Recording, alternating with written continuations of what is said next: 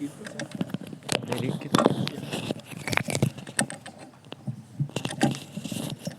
Hare Krishna. Kit, you came from Rohini this morning. 2 days. 2 days. Here only? Okay. This is Radha from Rohini. Wow. Thank you. Hare Krishna.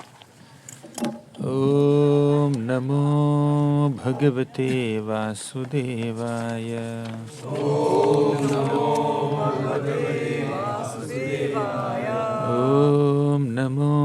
Bhagavate Vasudevaya.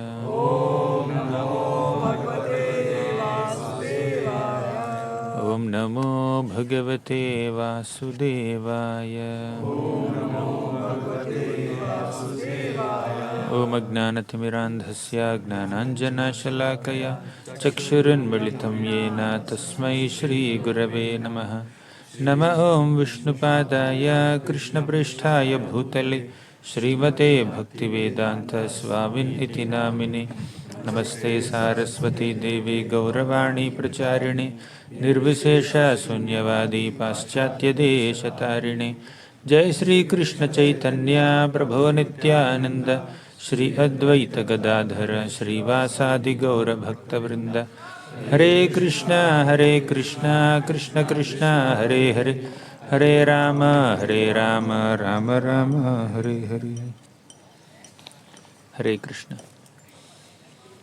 I welcome all the youth of ISKCON Rohini to Vrindavan Dham and to Govardhan. Hare Krishna. I came from Govardhan Eco Village to Govardhan. You came from Rohini to Govardhan. A special meeting.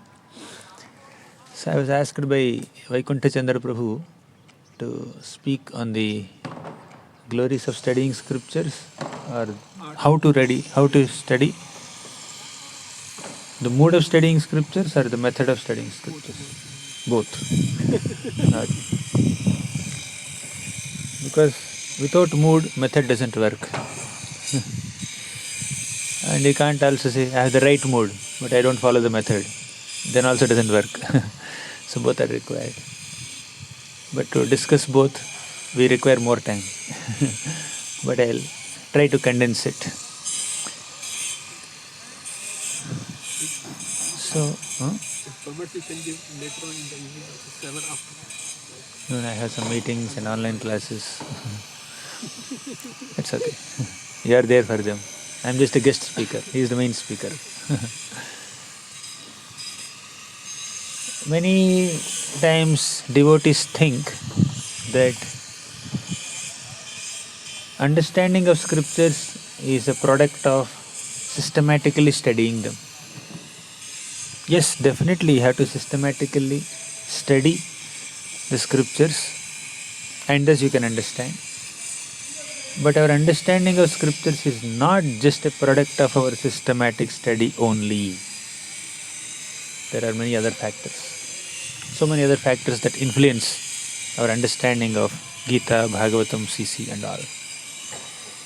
What other factors influence our understanding of Krishna Tattva? First, our sadhana. And even within sadhana, specifically chanting the holy names of Krishna.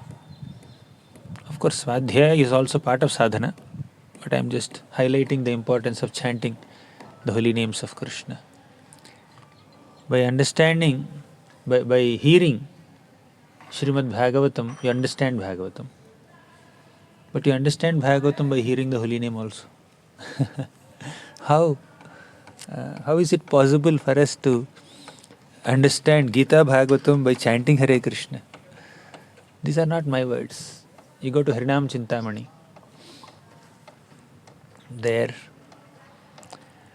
it's mentioned that Nama, Krishna Nama, will give us entrance into Krishna's Rupa, Guna and Leela. That's the power of Krishna Nama. When you chant the holy names of Krishna, which are non-different from the personality of Krishna, that meditation or hearing or chanting or absorption in the name of Krishna will give us entrance into Krishna's form. You're chanting Krishna, Krishna, Krishna, Krishna, Krishna, Krishna. What does Krishna mean? All attractive. Krishna's form is all attractive. You're chanting, you're going to Krishna Balaram temple, you're going? You'll go to Vrindavan? Only Govardhan, okay. So when you go to Krishna Balaram temple, you see the beautiful form of Radha Shyam Sundar. So you say, Radha Shyam Sundar, Radha Shyam Sundar, Radhe. You chant. What is Shyam Sundar? One who is very beautiful, right? Means your chanting of some name of Krishna is giving you entrance into an appreciation of Krishna's form. So Nam is leading to Rupa, isn't it? Then you chant Mukunda, O Lord Mukunda, or any other name for that matter. What is Mukunda? A giver of liberation, right? So your chanting of the name of Mukunda is helping you meditate on the quality of the Lord, which is bestowing liberation upon devotees. Not that impersonal liberation, but the real liberation. What is real liberation? Reinstating us in the original position as an eternal servant of Krishna. That's called real liberation. So, for example, Kartik month comes, you chant Jai Radha Damodara, Radha Damodara, Radha. So your chanting of the name Damodar will help you appreciate Damodar Leela. Right? Damodar Leela. So the Leela is that Krishna is bound by the love of Mother Yashoda. Mother Yashoda saw that Krishna is very mischievous and she had bound him with a rope to the wooden grinding mortar. Means, and also another quality is there. So this Rupa, this form of, this name Damodar is giving you entrance into meditating on Krishna's quality as Bhakta Vatsala, Bhakta Vashyata, one who is controlled and conquered by the love and affection of his devotees. So what does it mean? Your name, chanting of holy name is helping you appreciate Krishna's Nama, Rupa and Guna, which are profusely described in Bhagavatam. Means your chanting is helping Bhagavatam, isn't it? So, I am saying your understanding of Srimad Bhagavatam or any scripture is not just a product of your systematic study or svadhyaya, it is also a product of sadhana, especially chanting. I think His Holiness Satyanandan Swami Maharaj is there. We'll just offer obeisances.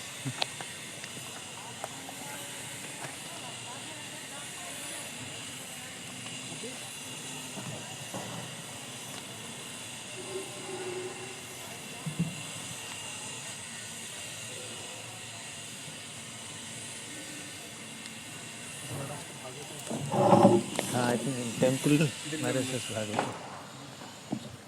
Tomorrow I have. Remove this.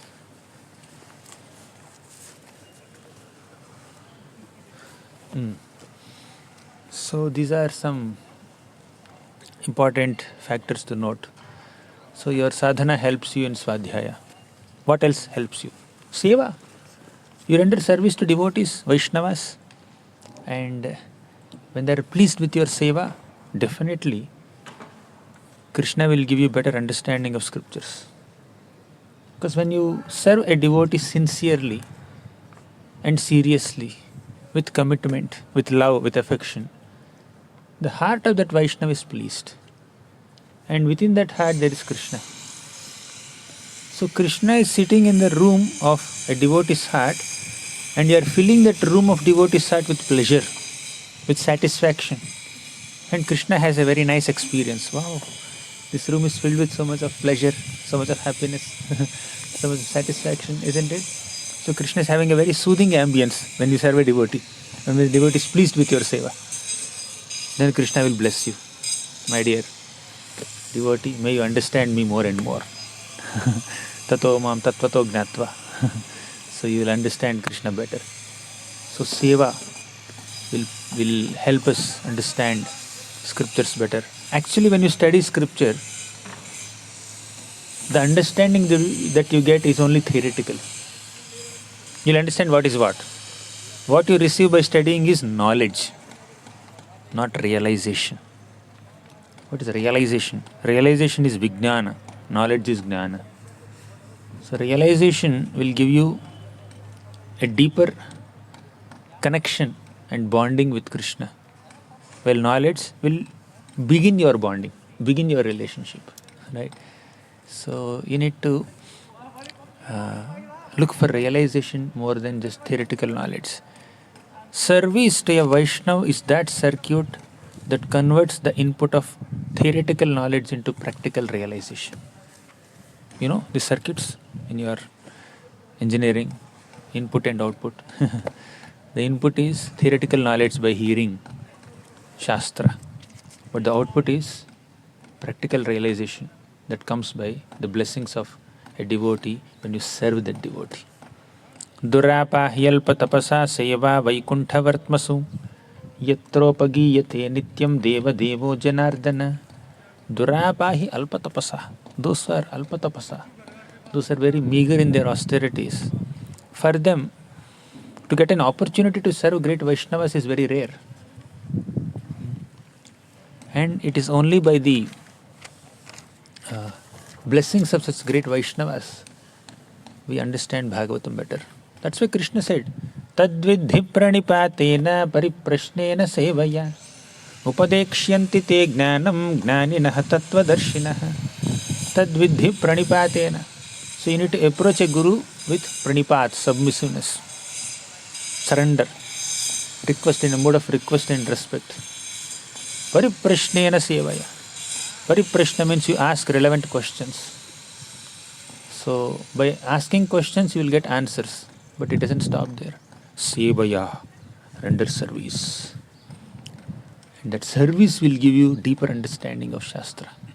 Got it? So we discussed how sadhana helps you understand Shastra, how seva helps you understand Shastra. Thirdly, how sadachar helps us understand Shastra is also important.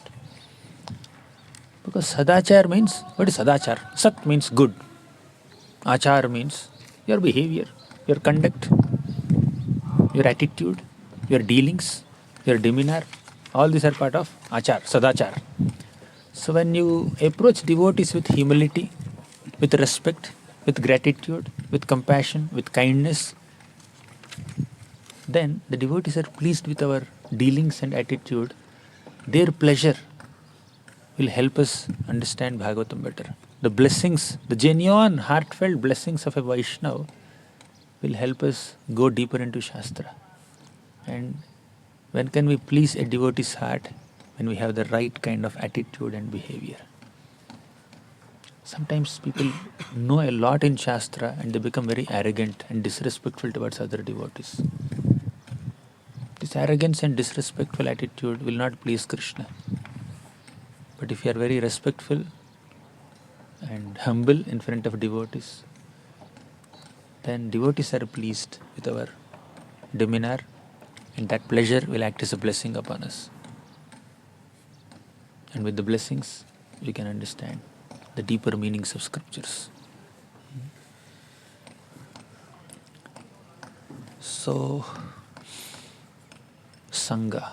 Fourth point is Sangha. Although you have good sadachar in dealings with devotees, your services are also nice, your chanting is also good, attentive, not dozing off, and your systematic study is there, your understanding. But Bhagavatam is best understood in the association of devotees. If you don't bring in discussion on scripture Bhagavatam in your personal interactions with other devotees, you don't relish it deeply.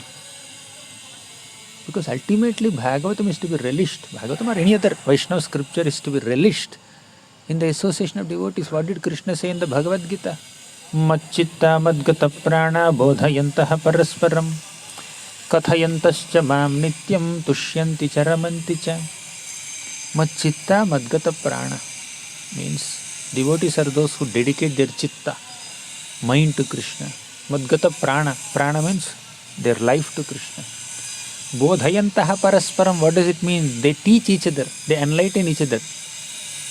It's not that you give a class in front of this, what is this, camera, a mic with a sound system, or in a Zoom class. That can happen parallelly. But you should also get into a culture of discussing about Krishna in your private conversations with devotees. That has a tremendous positive, uplifting impact on our consciousness. Bringing in the culture of Krishna Katha in our personal interactions. Why should we discuss Bhagavatam only on mic and sound system and big forums with 100 people or 1000 people sitting in front of you? We can do that. But apart from that, we should do in our private conversation also. Why should we restrict Bhagavatam discussions only to Vyasasana? Why can't we discuss privately with other devotees? This is what is happening in Vrindavan. You go to Vrindavan, you are in Vrindavan. What are the gopis doing? They are constantly discussing about Krishna amongst themselves.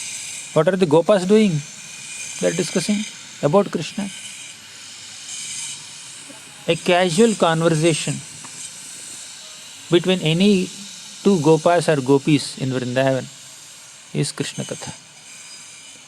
Even gossip in Krishna Katha, the so-called Gramya Katha in Vrindavan is Krishna Katha. Gossip in Vrindavan is also Hari Katha. Gossip. Gossip means unnecessary talk.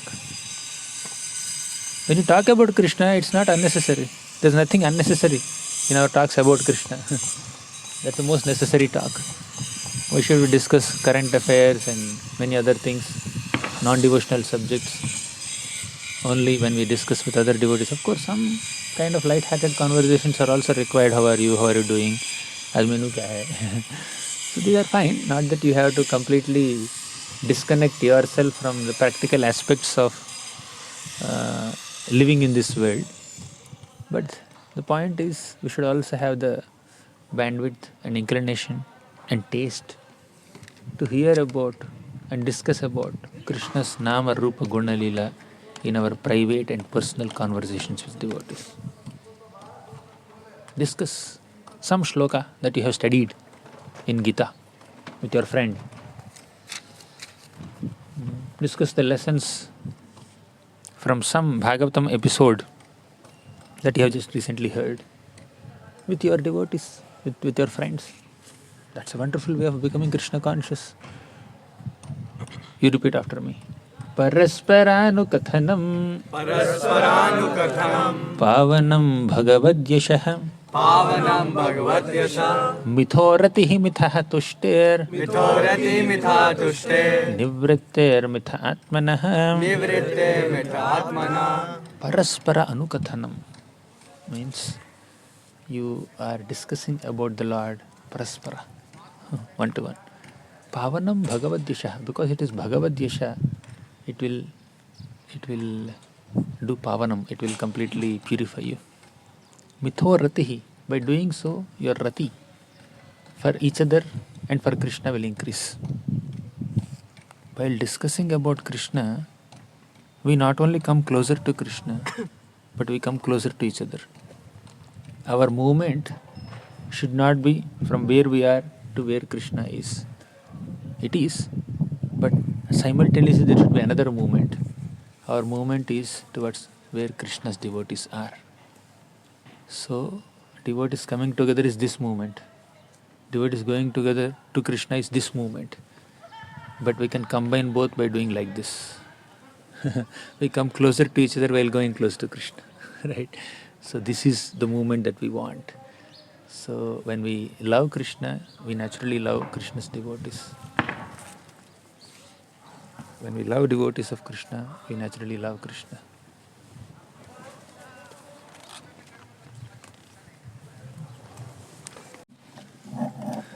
So we were discussing that understanding of scriptures is not just a product of Svadhyaya, it is also a product of sadhana, seva, sadachar and sangha. Okay. If you see in the 8th canto of Srimad Bhagavatam, there is this episode of Mohini Murti. Mohini Murti has given nectar, Amrit, to whom? Only the devatas, not the demons. Why? Because the demons are not qualified. If you see the effort, definitely the demons also put that effort, endeavored.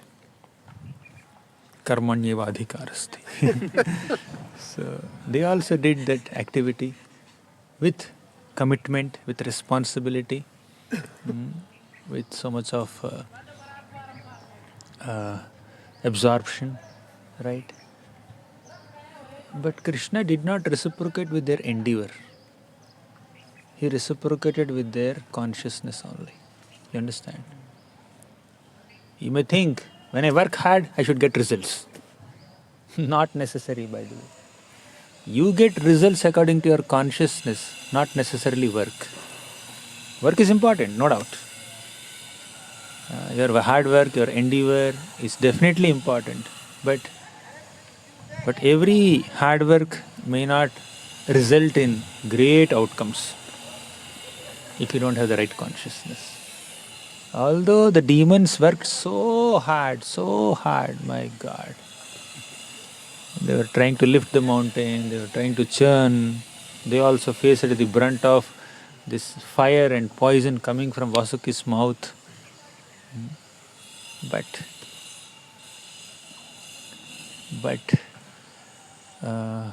they did not get a single drop of nectar. Ek drop bhi nahi mila. One demon, he showed some smartness, Mr. Rahu. So he went and joined the devatas, disguising himself as a devata. Poor fellow, he's there trying to drink. That one drop did not even pass his throat. Immediately throat was cut. Can you imagine? And that also, why did it even touch the throat? Although it did not pass the throat, why did it even touch the throat? The answer is the Lord wanted to demonstrate the effects of drinking nectar. His head became immortal.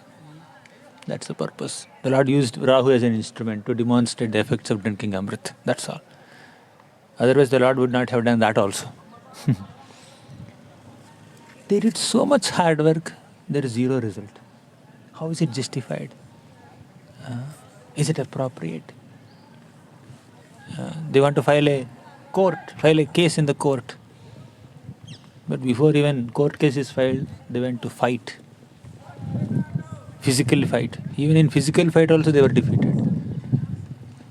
They were able to defeat the Devatas at one point in the fight. But Lord Vishnu came on the back of Garuda and he killed some demons, prominent demons, and dispelled all their magical illusions and then protected the Devatas again, even after giving them full nectar.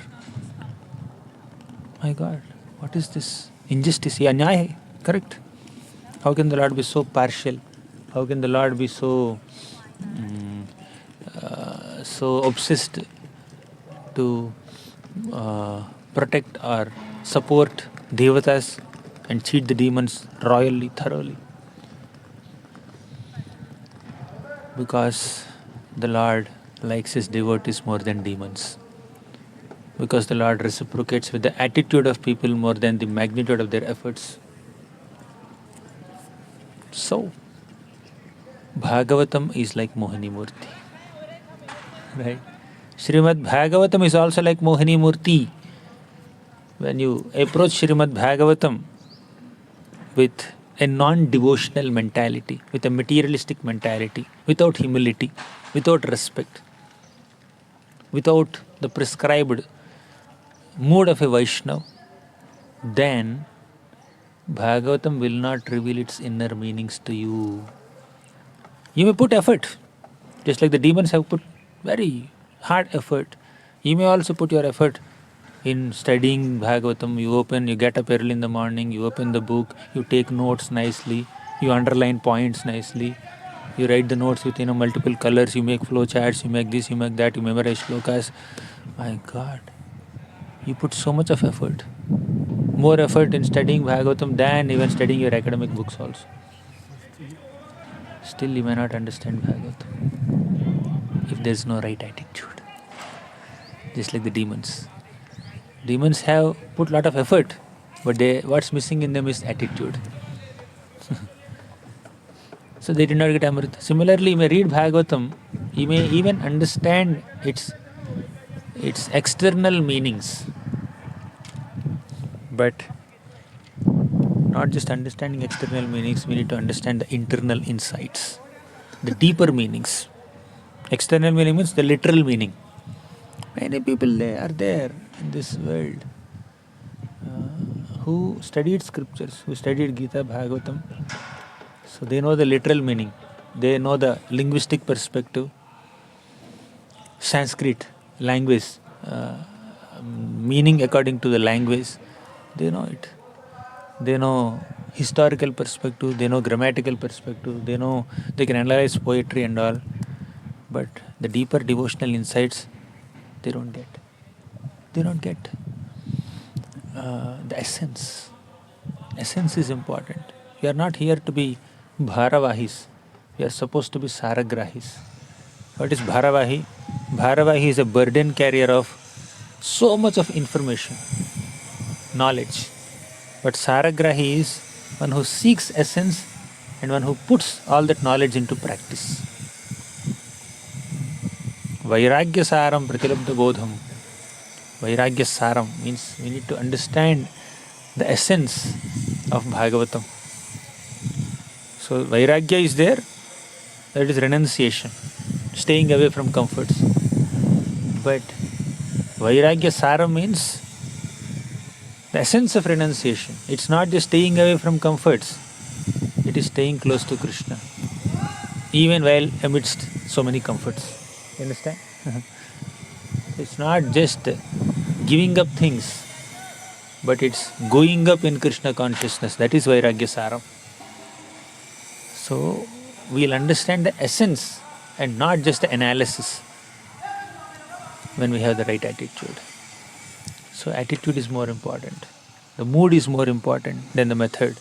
Yes, method is important, definitely. We'll discuss about it whenever we get an opportunity, or you can just go through that book, The Art of Studying and Teaching Scriptures. In that I have given everything. I have put everything. You can go through that. But the point is we need to adopt the right kind of attitude and mood and approach Srimad Bhagavatam. Otherwise, we may read, we may study hours together, we may be very systematic, we can become scholarly also, we can quote shlokas left, right, center. We can do so many things, but we may not understand Bhagavatam. We may not come close to Krishna. We may not attain Krishna Prema, which is the goal of life. You may understand the letter of the scripture, but what's the point if you don't get love for Krishna, which is the ultimate prayojan of Sambandha Jnana. So we have three things, Sambandha, Videya and Prayojan. When you are studying scriptures, you are acquiring Sambandha Jnana, that's all. But putting that Sambandha Jnana into practice is Abhideya. So in that process of Abhideya also there is study of scriptures, right? So Abhideya, Sambandha Jnana, developing Sambandha Jnana is possible by scriptural study, Swadhyaya. But that Swadhyaya also comes as a part of Abhideya, application. But what is the difference between these two? In the first stage of Swadhyaya, you are just accumulating information. You are being aware, you are making yourself aware of what is right, what is wrong, what is good, what is bad. But the second stage of Swadhyaya is you are implementing it, you are applying it, you are putting what you have learned into practice.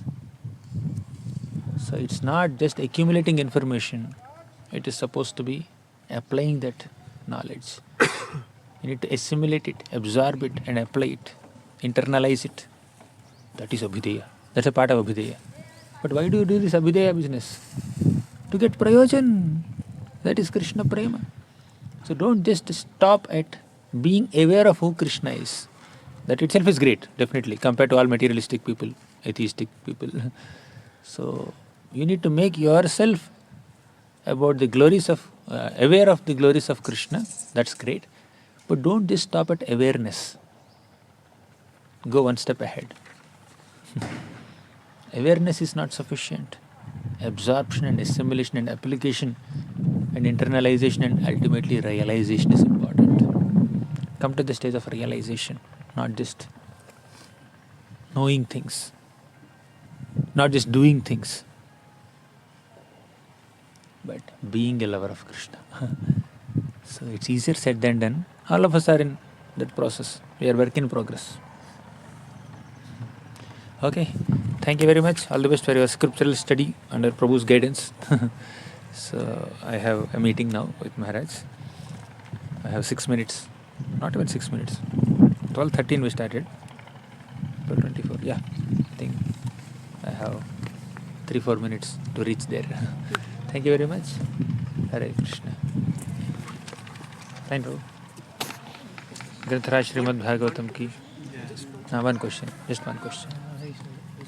Prabhuji, as we know, when there was a conversation between Sri Chaitanya Mahaprabhu and Prakasana Saraswati, Sri Chaitanya Mahaprabhu told Prakasana Saraswati that my Guru Maharaj has asked me to chant the holy names only because he has, seeing me cool, he has said that I am not authorized to study the Vedanta philosophy. So, Prabhuji, sometimes we also feel like while studying scriptures, like we are not getting that understanding. So, what to do then? Shall we chanting? Shall we do chanting instead, or try to endeavor studying scriptures? Good question, thoughtful question. Mahaprabhu said that in front of whom? Because Mayavadi. Mahaprabhu also said this in front of Vallabh Bhatta. Right? I'll just chant holy names, that's sufficient. I can't understand different meanings of Bhagavatam or even different meanings of holy name also. So to humble a Mayavadi who is too engrossed in analytical study, philosophical speculation, Mahaprabhu said chanting is better. And to also humble a devotee who is becoming overly analytical or what to say, too scholarly, trying to establish one superiority over other devotees, Mahaprabhu said chanting is better than Bhagavatam study. But Mahaprabhu himself was sitting and hearing Dhruva Katha, Prahlad Katha hundreds of times. Mahaprabhu himself told Raghunath Bhatta Goswami, right? Gadadhar Pandit. I think Raghunath Bhatta Goswami also. Or Gopal Bhatta Goswami, one of them. Raghunath Bhatta Goswami. Read Bhagavatam. Serve your parents and read Bhagavatam. So Mahaprabhu himself instructed so many devotees to study Bhagavatam and he himself was hearing Bhagavatam. He himself was sitting in the class of Ramananda Rai as he was quoting so many shlokas from Bhagavatam, apart from other scriptures. So when somebody is getting too scholarly and analytical, you should say, Aajo, thoda seva karo. Chanting karo, seva karo. Some people who are too much into books, they can't focus on chanting. Have you seen that? They minimize the importance. Of course, having more liking towards one limb of bhakti is okay. But being too restless in practicing other limbs of bhakti and even not having high regard for them, that's a bit objectionable. Right? So when somebody is getting too scholarly, to bring them back, you may have to say, go to the other extreme. Udhar se khicho. Idhar se khichega to nahi aayega, udhar se khicho. Right? To bring people to a balance, you need to go to one extreme because they are in the other extreme. If you are here and you try to pull them, they will come only till this here. If you go there and then pull them with stronger force, they will come at least till here. Right? It's all balancing act. Right? Thank you. Hare Krishna. Srila Prabhupada ki jai. I'd like to thank Prabhuji for giving us wonderful instruction on the mood of studying. I'm going to inspect. This is asking a nice question. We request Prabhuji